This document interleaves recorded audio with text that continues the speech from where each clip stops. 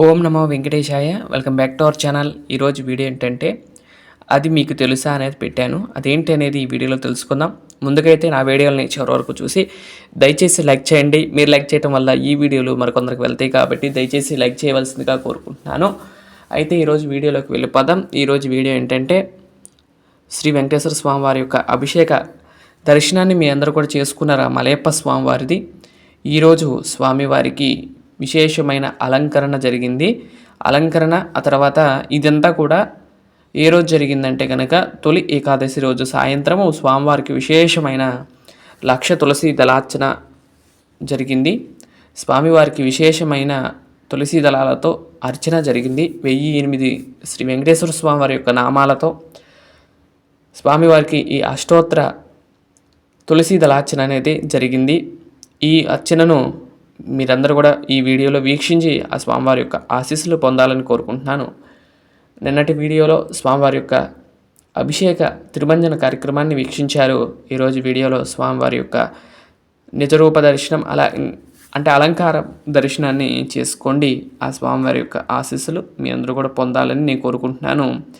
ఇక్కడ చూసినట్లయితే కలియుగ ప్రత్యక్ష దైవం వెంకటేశ్వర స్వామివారు చక్కగా వస్త్రాలన్నీ కూడా అలంకరించుకుని తర్వాత చిరునవ్వులు చిందిస్తూ మనకు దర్శనాన్ని ఇస్తున్నారు. శ్రీదేవి భూదేవి సమేత మలయప్ప స్వామి. ఈ స్వామి చూస్తానికి 2 కళ్ళు సరిపోవట్లేదు, అంత బాగున్నారు.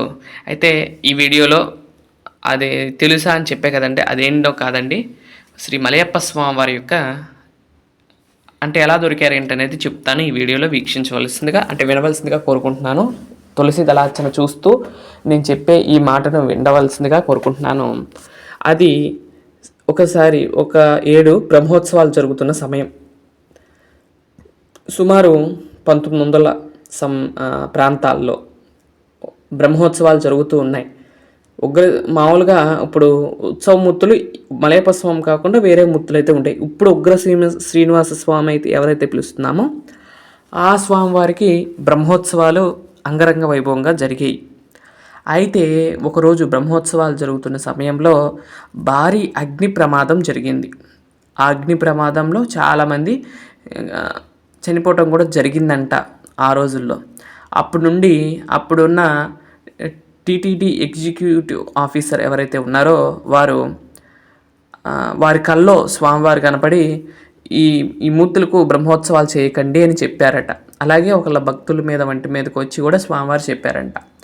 తర్వాత అర్చకుల వారందరూ కూడా ఈ స్వామివారు ఈ యొక్క ఉగ్ర శ్రీనివాస స్వామివారిగా పేరు పెట్టి స్వామివారిని లోపల పెడతాం జరిగింది. అయితే ఇలా జరుగుతున్న సమయంలో బ్రహ్మోత్సవాల కోసమని ఎదురు చూస్తూ ఉంటే ఒక అర్చకుడికి కల్లో కనపడి తిరుమలలో మలయ కోన అని ఉంటుంది, అక్కడ నా మూర్తులు అయితే ఉన్నాయి, ఆ మూర్తులను తీసుకువచ్చి ఆ మూర్తులకు బ్రహ్మోత్సవాలు వివిధ ఉత్సవాలన్నీ కూడా ఆయనకు నిర్వర్తించండి అని చెప్పి కల్లో కనపడ్డారంటండి. అదేవిధంగా అర్చకులు వెళ్ళి చూడగా మలయ కోనలో ఈ యొక్క మలయప్ప స్వామి వారు దొరికారు. అందుకని ఆ మూర్తులకు మలయప్ప అని పెట్టారు పేరు. అప్పటి నుండి కూడా ఇప్పటి వరకు ఆ మలయప్ప స్వామి వారికే నిత్య వారోత్సవాలు అన్నీ కూడా బ్రహ్మోత్సవాలు కానీ అలకోత్సవం కానీ వసంతోత్సవాలు కానీ అన్నీ కూడా ఈ మలయప్ప స్వామికి జరుగుతూ ఉంటాయి. జ్యేష్ఠాభిషేకాలు కానీ ఈ యొక్క సేవలన్నీ కూడా జరుగుతూ ఉంటాయి. అలాగే మీ అందరికీ కూడా తెలుసు జ్యేష్ఠాభిషేకం ఎందుకు పెట్టారని చెప్పే కదండి, బింబ రక్షణ కోసం. ఈయన స్వయం వ్యక్తం కదండి, అంటే ఇత్తడి విగ్రహాలే, పంచలోహ విగ్రహాలే, కానీ ఎవరు పెట్టారో ఎవరు చెక్కారో ఇవన్నీ కూడా తెలియదు. అందుకని స్వామివారు మలయకోనలో దొరికారు కాబట్టి మలయప్ప స్వామి అని పెట్టారు. ఈ ఉగ్ర శ్రీనివాస స్వామివారిని కూడా గర్భాలయంలో ఉంచారు.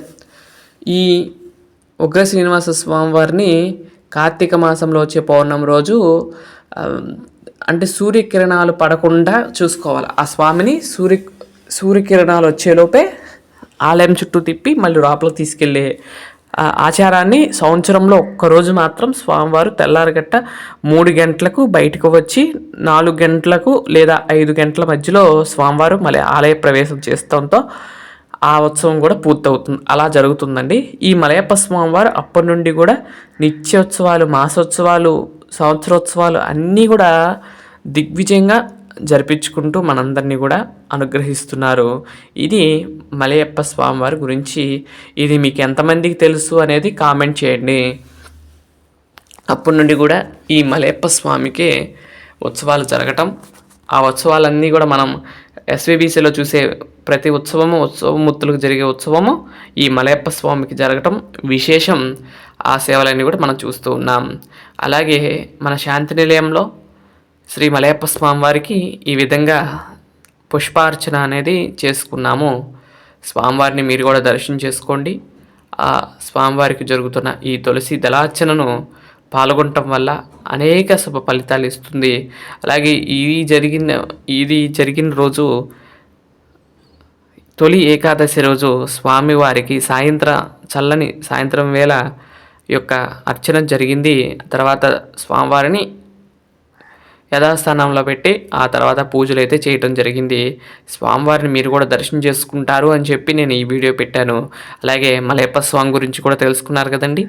ఈ విధంగా మలయప్ప స్వామివారు అప్పటి నుండి కూడా మన తిరుమల క్షేత్రంలో నిత్యోత్సవాలు మాసోత్సవాలు అందుకోవటం జరుగుతుంది. స్వామివారిని ఎప్పుడైనా దర్శించుకోలేకపోతే ప్రతిరోజు సాయంత్రం 6 గంటలకు స్వామివారి యొక్క తిరువీధి సేవ ఉంటుంది. ఆ తిరువీధి సేవలో మనం ప్రత్యక్షంగా పాల్గొని ఆ స్వామివారి యొక్క ఆశీస్సులు మనందరం కూడా పొందవచ్చు. ఆ స్వామివారిని దర్శనం చేసుకోవాలంటే కనుక ప్రతిరోజు సాయంత్రం ఊంజల్ సేవా కార్యక్రమం జరుగుతుంది. ఒక్కొక్కసారి వైభవోత్సవ మండపంలో జరుగుతుంది. మరొకసారి మనకి నాద నీరాజన మండపం పక్కనే ఉంటుంది కదండి. ఆ పక్కన సహస్ర దీపాలంకర సేవా మండపం అని ఉంటుంది, అక్కడైతే ఉంటుంది. అక్కడ కానీ జరుగుతూ ఉంటాయి. అయిపోయినాక స్వామివారు 4 మాడ వీధుల్లో విహరిస్తూ మనకు దర్శనాన్ని ఇస్తారు.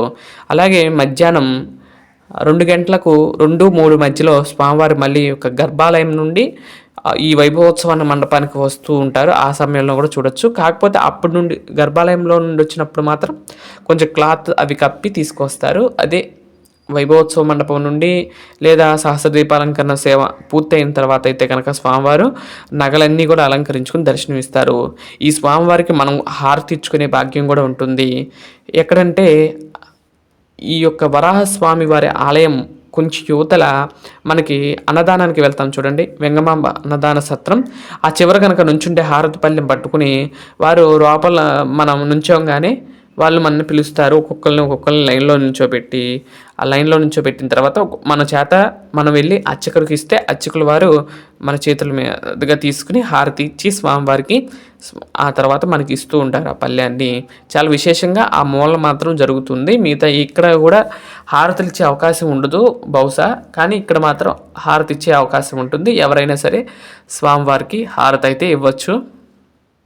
ఈ విధంగా స్వామివారికి మంగళ నీరాజనాలు ఇచ్చి స్వామివారి యొక్క తిరువారాధన అంతా కూడా పూర్తి చేసుకున్నాం. మీరు కూడా ఈ వీడియో చూసి ఆ స్వామివారి యొక్క ఆశీస్సులు పొందుతారని నేను కోరుకుంటున్నాను. శక్కాంతాయ కళ్యాణ నిధయేతినాం శ్రీ వెంకట నివాసాయ శ్రీనివాసాయ మంగళం. మరొక మంచి వీడియోతో రేపటి వీడియోలో కలుస్తాను.